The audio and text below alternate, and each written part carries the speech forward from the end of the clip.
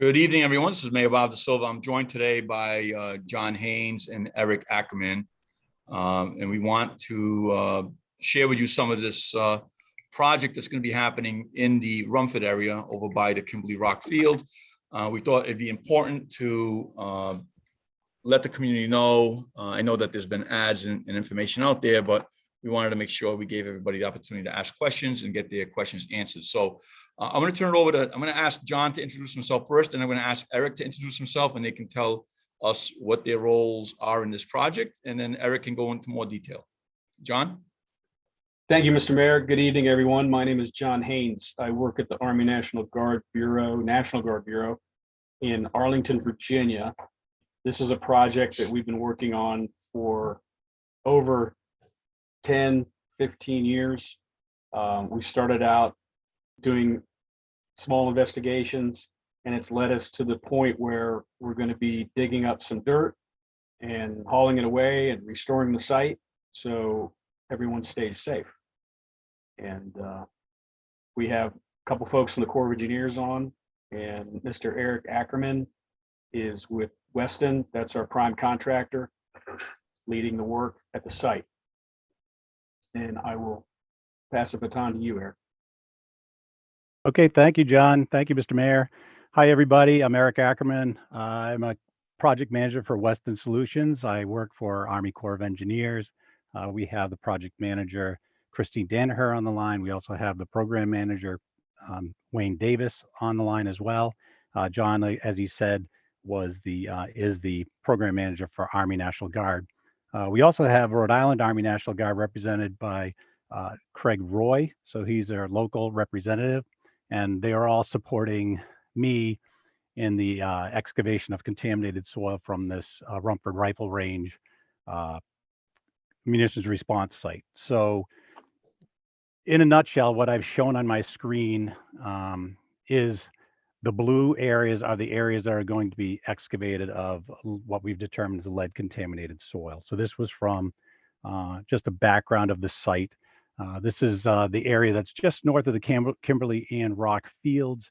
It's to the west of the bike path, and then we have IGUS and Interplex on the western side of that property. So that wedge in there, and then a couple residential properties at the bottom, and a couple along the eastern edge of the bike path. So what has happened? This was a former rifle range for the Rhode Island Army National Guard and other military units from 1896 to about 1946. And then as the residential areas were building up in both Seekonk and in East Providence, Rumford, they had to stop that because stray fires might be going into these residential areas. So what they had at the time from those was target practice. They had 200 yard, 300 yard, 500 yard, 600 yard, 800 yard, and 1,000 yard target areas. So if you look on the screen, you can see, you can squint. The 800 yard target area is the furthest one away from the south. They shot from basically south to north, southeast to north, southwest to northeast. And most of the bullets were captured in the berms. They would build these earthen berms in front, put targets in front of them, and fire away. So what Army does is they have a military munitions response program, which basically follows EPA's Superfund program and cleaning up any contamination that's exceeding a state or federal regulatory level. So we went in as Weston in 2018. You may have seen folks in there collecting samples and so on and so forth. We set up grids over the areas and collected, a sample every 25 or 50 feet to delineate, where all this small arms munitions may have landed. And that's all there was that we found in there were small arms munitions from 22 caliber bullets or bullet fragments up to 50 caliber bullets in these earthen berm areas. So we delineated how far and how many contaminant contaminated areas there were. And what you see on the screen is the areas where we need to excavate lead contaminated soil or containing soil. And it'll be excavated in grid patterns, and then we will be sampling to ensure that we removed all of the lead contaminated soil. Any of that lead contaminated soil will be shipped off for proper disposal at an EPA approved landfill. But in the process, to get to this point of excavation, we need to do some work. So if you're out in that area along the bike path, you'll see that now we're starting to get ready to do this work. And that will include setting up orange snow fencing along the side of the bike path, along the western side of the bike path, to make sure that people can't wander in there. Keep folks out. We'll have placarding on that. You'll also see some sediment control type barrier stuff. Usually it's a black mesh that'll help to keep any turtles and stuff from crawling in there. And if there's any water runoff after a rainstorm, it'll help containerize that on the site and not have it run into Central Pond. So with that, after we do that, you'll see that we are bringing in some equipment. We'll be clearing some vegetation, whether it's small brush or some large trees. And we're going to be removing the large trees to get to these grid areas. So we have to clear it first. And that's why we wanted to be sure that we only cleared what was absolutely necessary. So that's what our remedial investigation in 2018 told us, and how we're planning on going about this project. Some of the other things that you'll be seeing down there is signs that show that there's a construction area. We'll be working with the folks at the Wolf School and Interplex and the city to be sure that everything's placarded and we're cognizant of the traffic. We're not going to have a lot of heavy equipment, heavy truck use to begin with. We'll be bringing equipment in, and we'll be bringing some land clearing and vegetation clearing equipment in. But we really won't see a lot of trucking until we start the soil excavation, which will probably happen, I'm gonna guess, probably early July. It's gonna take 2, 3, 4 weeks, we think, to get the area prepared. We'll be bringing in trailers for the crew, and we'll be setting up a staging area where we're gonna be bringing our contaminated soil and our clean backfill. We also need to set that staging area up so that any of the trees that are removed, we're going to limb, and those are going to be transported off-site for beneficial reuse. So we have our land clearing person. He has vendors that will use those trees again, so it's a good thing. And after we're done excavating any of these areas, and after we have backfilled the areas with a compacted soil and a topsoil, we'll be restoring them with native tree species, some shrub species. We have a state certified biologist that provided a planting plan, which we've shared with the city planner and Patrick Hanner. And they've reviewed that with the Conservation Commission, and they made a few recommendations on some of the species we might want to change out. But the be all end all is what we really want to end up with is reforested areas using what's there currently right now, which is a lot of black oak. There's some pine in there, pitch pine, and maple.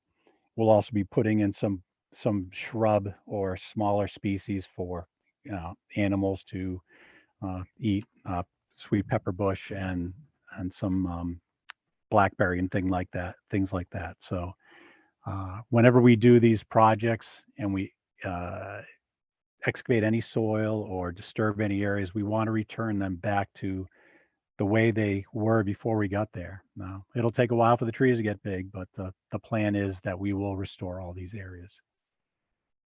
Any questions so far? Any comments? Any questions from the community. If you have questions, please type them in the Q&A at the bottom of the screen, and we'll try to answer them. We can hold questions to the end, but if somebody has a question during the presentation and they want to ask, by all means do. I know that there's going to be mobilization, there'll be site setup. I mean, when do we plan on seeing actual mobilization? I think you mentioned it briefly. Are we going to see stuff happening next week, or when is this going to start happening? Yeah, so currently right now we're calling it, we have mobilized, but we really haven't brought any heavy equipment on site.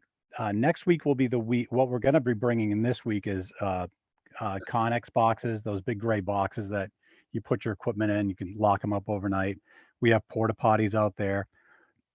We'll be bringing in a crew trailer, as I said, and those are kind of nestled in next to the Interplex parking lot. So they're kind of away from the ball field, and there's an entranceway that we can get onto site off of the Interplex driveway, so to speak. So the Interplex employees go straight into the driveway. Ours kind of veers off to the right and takes you into that back area. There's existing woods roads out there that are used by the city. There is an active hydrant out there that they will be using or can use, so that, you know, every once in a while they have to flush that. And we will actually be using that hydrant with they'll put what they call a backflow preventer on it and a meter, so we can pay for the water we use. But we will use that to put down water on a daily basis on the roadways and areas that our machines and trucks might be running over to transport soil from these various excavation areas to our staging area. And we just want to make sure that we can keep that dust down at all times. So that's an important feature that our field folks will be watching out for. And we'll also be taking we'll probably be setting up some perimeter air monitoring devices. This measures particulates, so we can see if there's anything migrating off site. We usually put those on windrows, so to speak, you know, like north, south, east, and west. And those are monitored by the guys on site as well. Just tells you if there's any elevated dust levels. And that's what those do. Those usually go on a fence line, and it's a pretty passive instrument, so doesn't make any noise, just kind of sits there and you download the data on a daily basis. Visual observation is typically the thing that'll, you know, stand up to people. So if anybody sees any dust being generated, and we know how it gets in the summer around here, pretty hot and dry, then we'll make sure that they're laying it down more often. The other thing we're going to be doing is, for any trucking departing the site, we're going to have tire washing to make sure that anything that they roll through on the site before they get onto any of the public roadways is washed off. It's likely going to be clean soil because we're segregating our dirty soil in a certain area from any of our, you know, the clean stuff that we've determined is not impacted. And we'll also be rolling over areas that have a gravel driveway, so to speak. So we put, you've seen it probably in the past where there might be a construction site where there's like 3-inch sized jaggedy kind of rocks. We put those into a bed so that when the truck washes through and you spray water on it, it just comes off, and we'll clean out those every once in a while. Hey, Eric. Yes, sir. Catherine Golf has a question. How long is the project expected to take? Oh, excellent question. Our plan right now was for a April to December, January type time frame. We've gotten a bit of a late start, but we're going to try to double up on some things to get this done. So we do anticipate that we're going to be doing excavation, stockpiling soil. That'll probably be July, August, September as we go forward. And during that time, we'll also be doing the load out of the contaminated soil. So here's what we have to do before we ship anything off of site. We have to send all of our samples, whether we've collected a sample from the grid area that we've removed the contaminated soil from, or any of the contaminated soil itself that we are stockpiling. We have to send that to an analytical laboratory to deem that the soil is clean. The soil from the grids, we were only sampling for lead. That we know that's the contaminant there. We did more sampling during the remedial investigation, but that was the predominant hazard. But when we ship it to a landfill, they have requirements that we collect samples for a full range of items, basically petroleum hydrocarbons and their constituents, metals like lead, arsenic, selenium, any of the toxic chemicals or metals, and then a couple of other things that are required by the landfill. So we have to meet there. So we send those out for analysis, and once we get analytical back, we can begin loading it into trucks. So this is all sort of prescribed process. The turnaround time for laboratory analysis is typically 5 days. So we'll have soil stockpiled there for 5 days while we continue to excavate and create another pile. And so it's just a continuous loop of trying to keep ahead of the load out of this soil. So that we'll see a lot of the trucking probably come the fall and into winter. So hopefully that answers your question. So we could go past January by a month or two. We could. Okay. Okay. Just setting expectations. Robert Yes. Daniels has a question. Huh? I think he meant can't wait for the end. I think everyone has the same sentiment. I know there are a few structures out there, concrete walls and such. Are those going to be removed as part of the project? Those will not be removed as part of the project.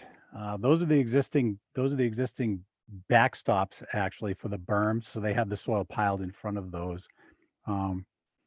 Yeah, they have some lovely graffiti on them, but we were not planning on removing the concrete.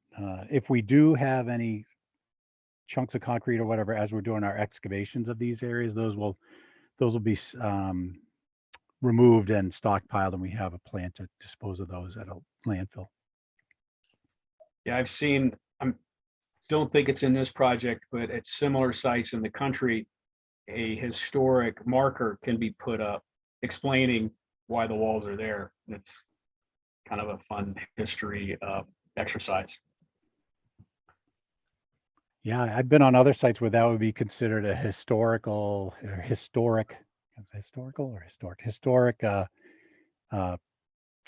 something that you don't want to get rid of. They want to retain those kind of things or something. So, Right.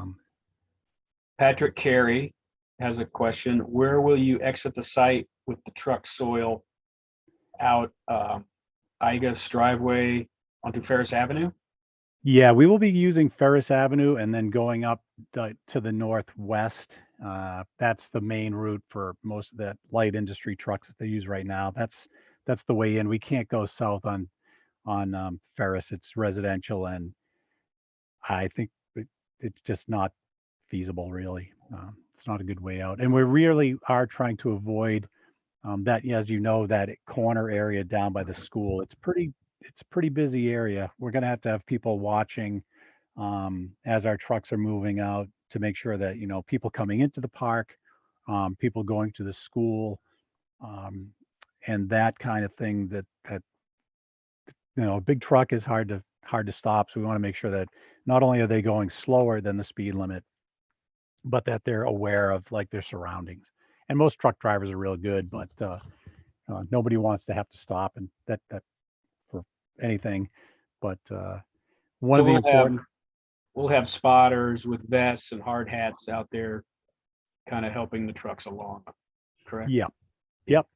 And we are trying to coordinate things, like I said, with Anna Johnson. She's the head of the Wolf School, making sure that our plan is from like 8 a.m.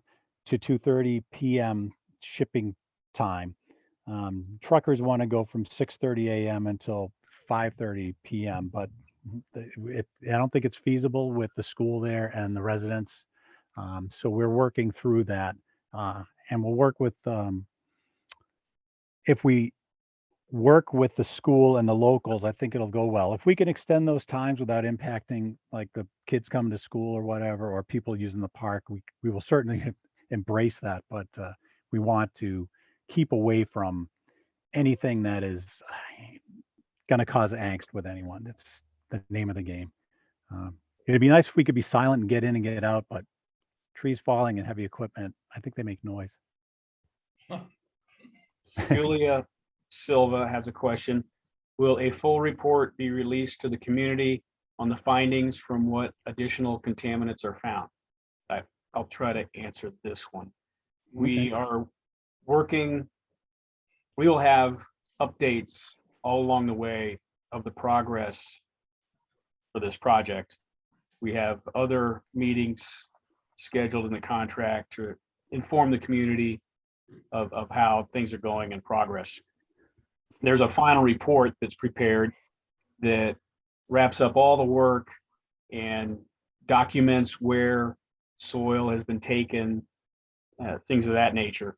About additional contaminants, we are focusing on munitions constituents. Those would be lead, antimony, copper, those types of metals. And we don't expect to find anything additional. Julie, does that answer your question?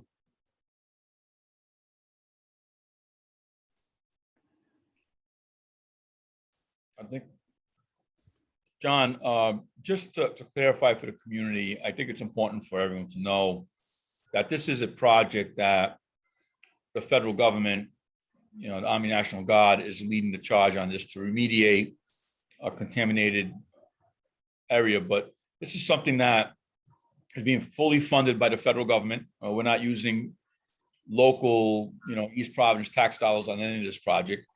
Correct. And it's also, if you want to share what the projected cost or what the estimated budget is that you have for this with the community, to let them know. And once again, reiterate that you're going to be planting many trees and making this place, nicer than what it is now. So, correct.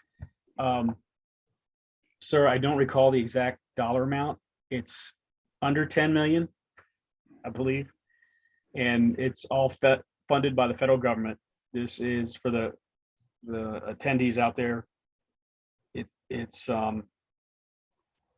This is the Corps of Engineers, the Army Guards project.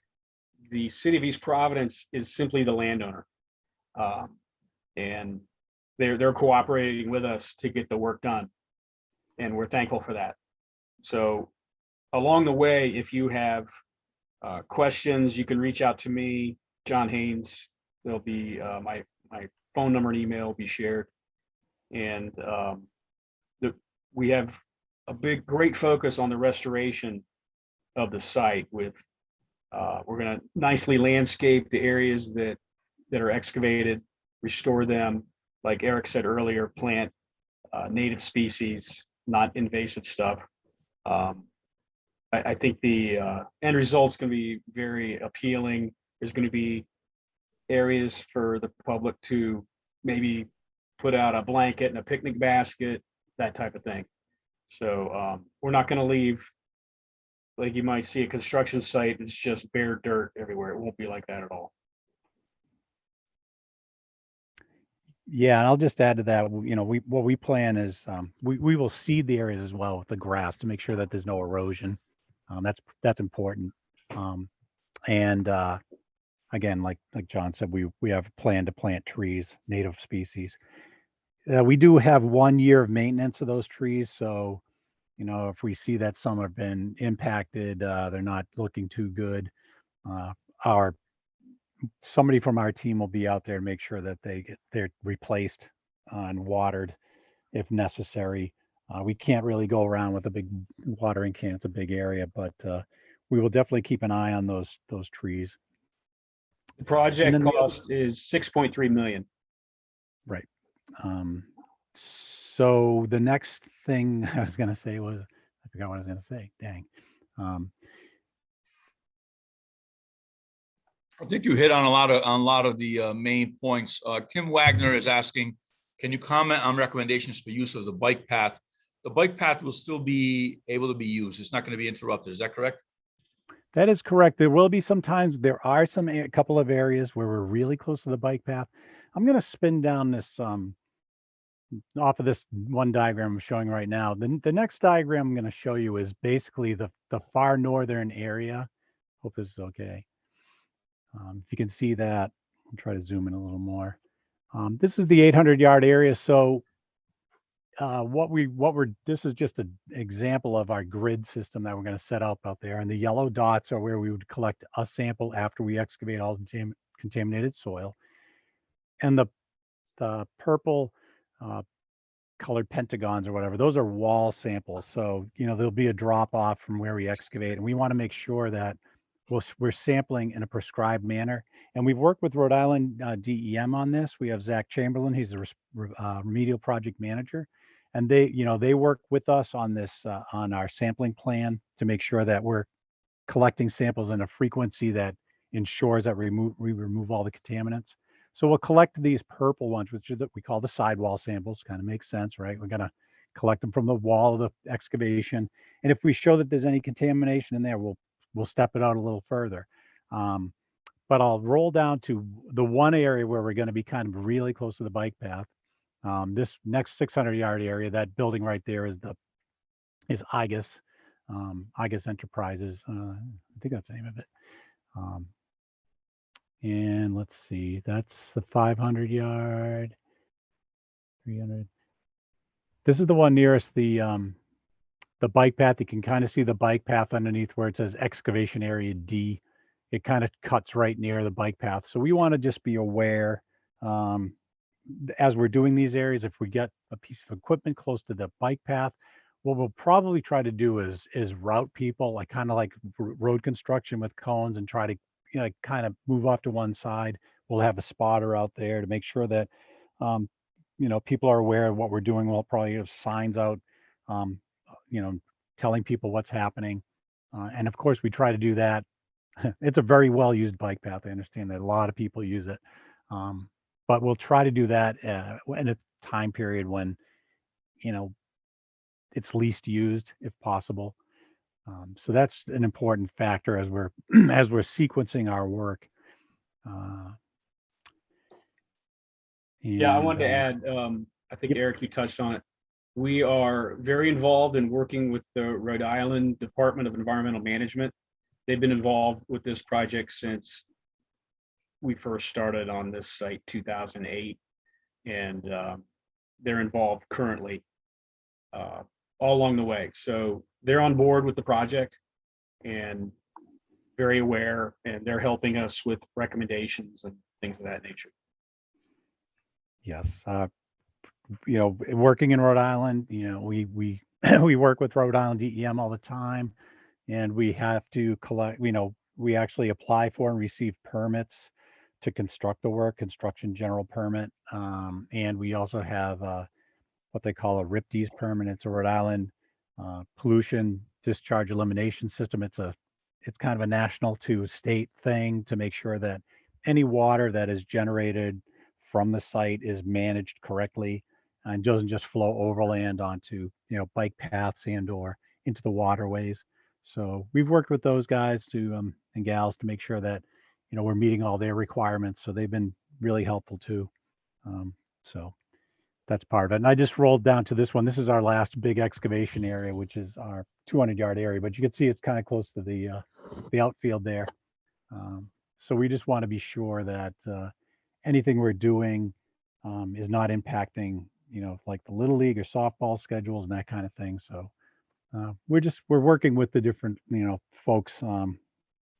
Eric Skadberg, who's your city engineer, he's working with providing us a little league schedule from their representative and so on and so forth. So it's been pretty good. I want to share a little bit about the process, where we're starting. we're not going to start digging these sites all at once. We're going to start back in the woods, I believe at the 800-yard range, Eric. Right. We're gonna kind of go from the farthest to the nearest, Right. and that way we'll be able to. I think efficiency is like anything else as you do projects, whether it's you know your own home garden or whatever. The more you do it, the more efficient you're going to be with it. So I think by the time we get down south, we'll have a good rhythm going and be able to know how the excavation is going to go. We'll know the soil types. And what to look for. So I think that's the best way to go about it. We'll start farther north in the woods, and the 800 and 600. The 800 is north, the 600 is a little further over on the west, but hopefully you'll just hear some noise and not see it so much.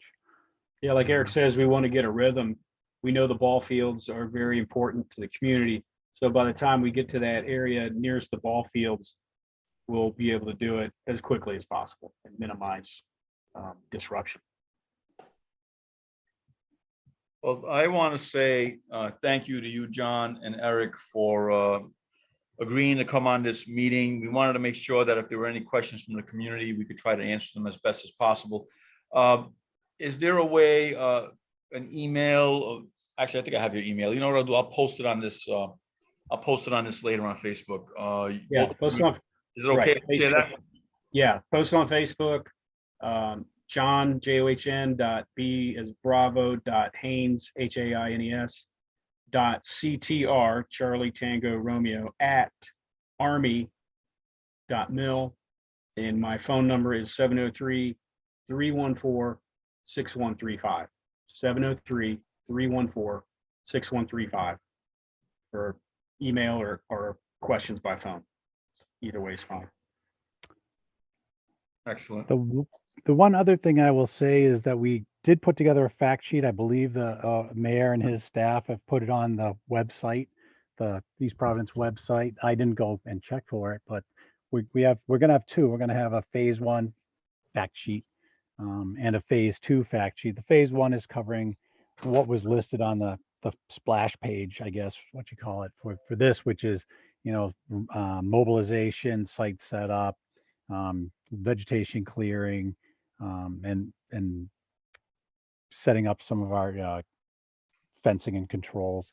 And the next one we hope to get out in time so that people can see, like, oh, now they're starting to do excavation and trucking and so on. So we just want to make people aware that that's going to be available. Gives you a good background of the history of the site, and also hopefully provide you contact information. John's contact is actually on that page as well. Let me just share that. If the members of the community go to eastprovidenceri.gov, eastprovidenceri.gov, scroll down to the information and you'll see a tab that you can click on regarding this meeting. And in there's a PDF that has a lot of information that will be very helpful if you have any questions. So it's on eastprovidenceri.gov. Scroll down, you'll see the information about this meeting, and within that information is a PDF spreadsheet. There's a anonymous, I think it's the phone number with the word Ben. Is there more of a question there? I think that's my friend Ben Nascimento, who is probably at home watching. He's one of our local youth in the community, and he likes to participate in all of these meetings. Ben, if that's you, sending you a big hello. How are you, buddy? I see the hand. All right. Are there any other questions from the community regarding this project? If not, I want to once again thank you, John, and thank you, Eric. I didn't want to go too long. I think we've spent about 30 minutes on this. But if there's any other questions, please check our website. You'll find the contact information for John and Eric on there and some of the basic fact sheets. We'll leave it open. Thank you, everybody. That's it. No more questions. I don't see any questions. Hold on. I don't see any questions then. I'll say good night to you all. Have a wonderful rest of your evening. Thank you. Thank you, sir. Take care. Night.